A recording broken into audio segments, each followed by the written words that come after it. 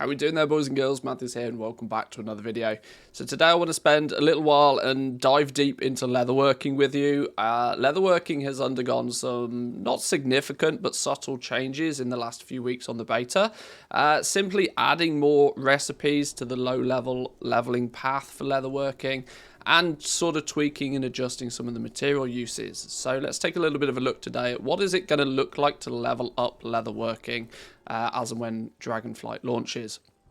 With that, I should probably put out the the obvious disclaimer that I am recording this during the beta, and so if you are watching this in the future, there is the likelihood that some of this might have subtly changed, but the main concept behind it will be the same. If something dramatic changes and I feel the need to redo this video in the future, I'll drop a link in the description down below, maybe a pinned comment, to give you a heads up of if any significant changes have been made. I should also point out that this entire guide, if you're not so much a fan of, watching through an entire video of leveling, is available it's in early access currently, because of course Dragonflight is not out, but my Dragonflight goal making cheat sheet has the leveling path, has some information about all of the different professions and where you get some of the patterns from, and in the upcoming days and weeks I'm going to put together some spec builds for all of the professions as well.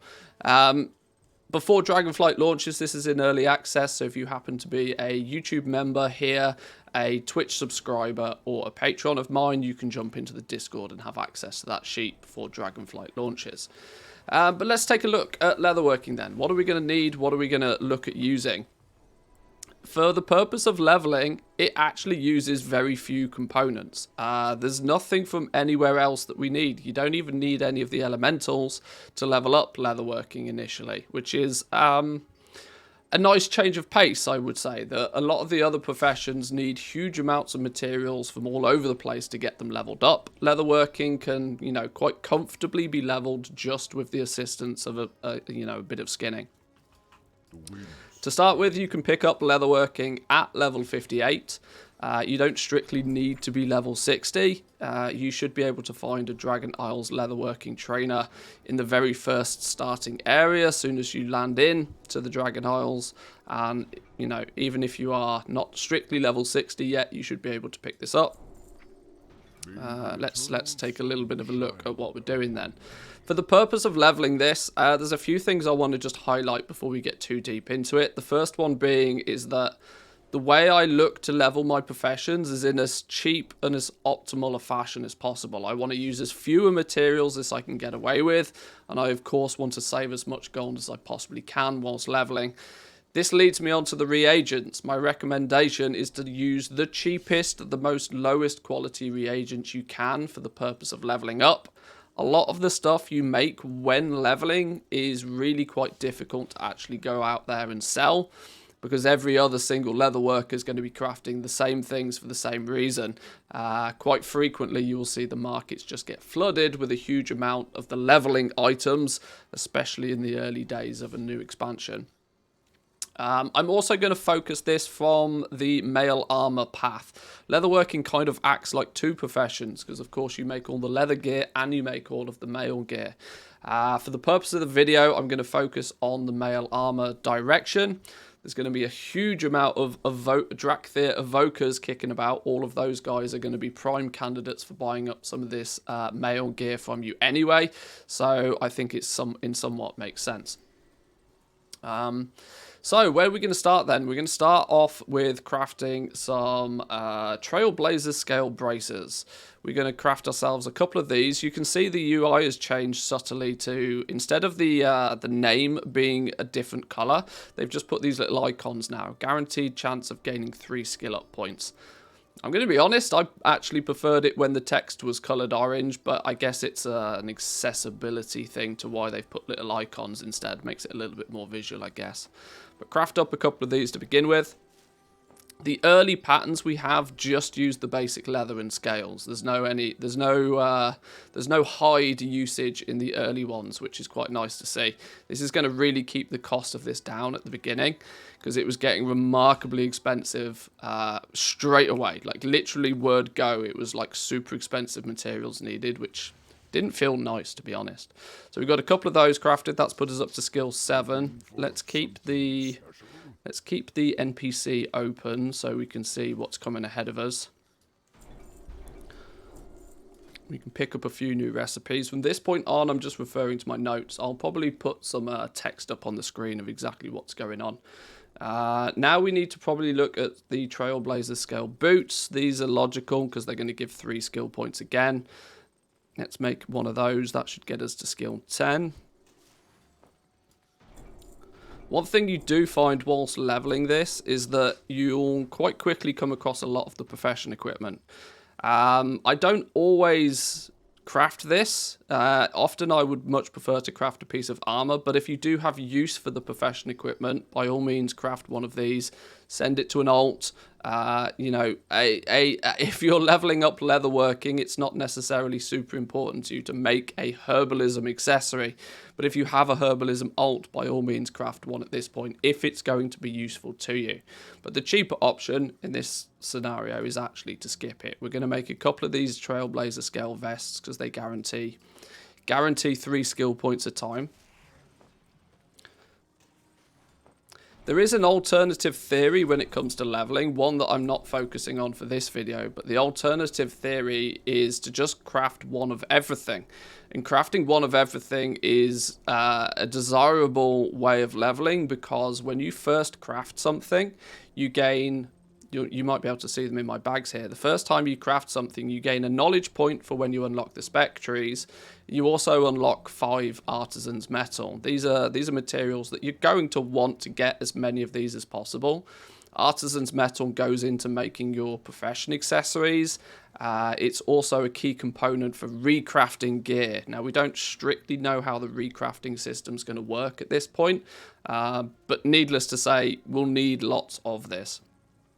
But my recommendation when it comes to leveling is to probably not take the craft one of everything approach. You want to level up at a nice, efficient, cheap pace. And then once you've got a bunch of skill points, then go back and craft one of everything. Because by the time you've got sort of 50, 60 skill points in your profession, those early crafts, you'll be able to make them at a much higher quality, giving yourself a much better chance of selling it and actually turning a profit on crafting those items as well. But from 16 points, we can pick up a few new items. What do we got now? This is probably one of the only scenarios where we will make some of the profession equipment, I think, because it's at this point the only thing that's going to give us guaranteed skill points. So we should be able to craft 2 of these and get to skill 22, I believe. There we go, skill 22. Our Trailblazer's Toughened Chain Belt is the one of choice next, I believe. We're probably only going to need one of these to get to 25 skill points.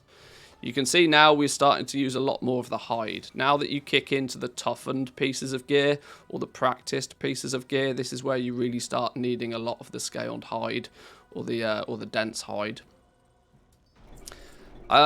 25 skill points then. This is your first big milestone. Your first big milestone because you unlock the spec trees. Now, at this point in time, you probably are not going to have a huge amount of knowledge points.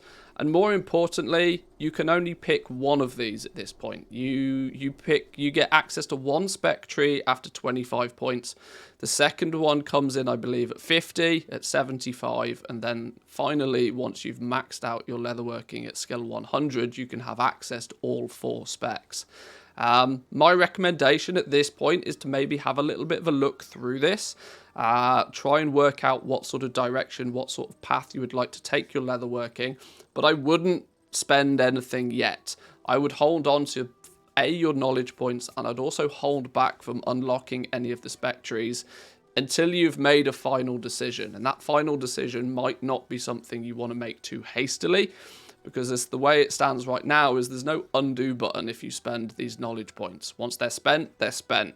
And I'd hate for people to just, you know, spend a bunch of knowledge points really quickly and then only a day or 2 later go, you know what, I really regretted spending those and now I'm behind everybody else. So, you know, spend cautiously, have a little bit of a look about, but don't feel the need to hastily start putting points in your spec trees just yet. From this point on, we're at 25 skill points. We can then look to our Trailblazer's Toughened Grips. Let's make one, maybe two pairs of these, I would imagine. Two pairs of these will get us to skill 31.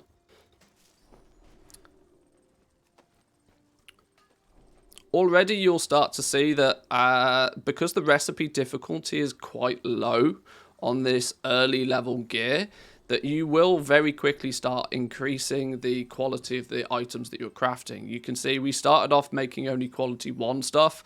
We very quickly, after only a few skill points, are now making quality 2. And our next few crafts might even start pushing quality 3 of this basic gear. This is why my emphasis on just crafting efficiently, gaining those skill points first, and then go back. Once you've leveled this up to a good level, you can go back and then get your first time craft bonuses and get those first time craft bonuses whilst also making much higher quality gear. Because of course, if you place it on the auction house, you're going to have a much easier time selling a quality 5 piece of armor than you would a quality, 1, 2, or 3. So we're at 31 skill points. We can now craft up a few protector's gloves. You've got choice here, protector's gloves or jeweler's cover, dependent on which materials end up being the cheaper. My suspicion is that lustrous scales and the adamant scales will be the cheaper materials, and this is why I'm focusing on this path for the leveling, because they're likely to be cheaper. My logic behind them being cheaper is simply that the starting zone in the Dragon Isles is just full of dragons, and skinners are going to have a field day there in the early days, so there's a good chance that these materials will dip in price much faster. But of course, like I said again, if you have any good use for these, if you have a jewel crafter, or if you have an engineer that can make use of either of these materials, spend your points wisely that way. But for the purpose of leveling, a couple of pairs of protector's gloves will do us nicely. That should get us to 37. And then an alchemy hat is probably the next logical route. Let's craft one of those. Get us up to 40 skill points. You can see materials wise it's not too aggressive, and it hopefully won't be too expensive to level this up. I tend to feel that leatherworking in a weird fashion may actually be one of the cheapest ones to level, because at no point are you needing materials from other professions to do any of this. It's just very simply, some skinning works is needed. 40 skill points, a couple of trailblazers, toughened spikes now, as they're going to give us 3 guaranteed skill points. If we craft 2 of those, it should get us to 46.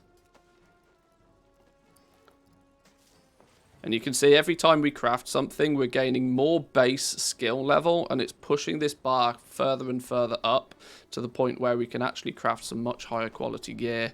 We're pretty much guaranteed quality 3 pieces of gear at this point, and it's not going to be too long before they'll be quality 4. 46 to 52, a couple of trailblazers, toughened leg guards. We are very close to quality 4. There we go. We're now practically guaranteed quality 4 on these. There we go, our first quality 4 piece. And that's got us to 53. Now, this is the kind of point where you'll see you run out of trainer recipes. And it feels really odd. It feels odd that you're practically only just over halfway. We're 53 skill points at this point. Why are we why have we got nowhere to go? And it's at this point where you're going to have to look at utilizing either your specialization trees, or you're going to have to do the rep grind. Truth be told, you're going to have to go and get some additional patterns and start filling some work orders. We can make one of these very quickly to get 3 guaranteed skill points, and now everything is now, nothing is going to guarantee us skill points at this point on, at least from the trainers anyway. 56 points is about as far as you can get. Materials wise, you can see we started with 1,000 of everything. So if I do some quick maths here, we can see that we used 100 resilient leather. We only used 2 dense hide. We used 222. Is that 222? Yeah, 222 of the scales and 24 of the lustrous scaled hide. So the actual material usage is quite modest for leveling up leatherworking. But yeah, there we go. So that's kind of the overview of how we level up leatherworking to begin. That should get you a fair few points in the profession to get up and running. Switch over to the specialization builds from here on out. Go out into the real world, do some reputation, or should I say renown grinding. Get yourself some more patterns that way. But I'll leave it there for this video, boys and girls. I don't want these videos to be too long. If I can keep them shorter, the better as far as I'm concerned. So hit the like button if you haven't already, if you enjoy these videos, boys and girls. Let me know in the comments down below if you think there's any optimizations or if you have any questions. I will go through and answer them. But of course, it's a little bit difficult to go through YouTube comments, so feel free to jump into the Discord and ask your questions over there if you wish as well. But I'll leave it there. Leave it here for today. Enjoy the rest of your day. Like the video if you haven't already, and I'll see you all next time, boys and girls. Catch you later. Peace.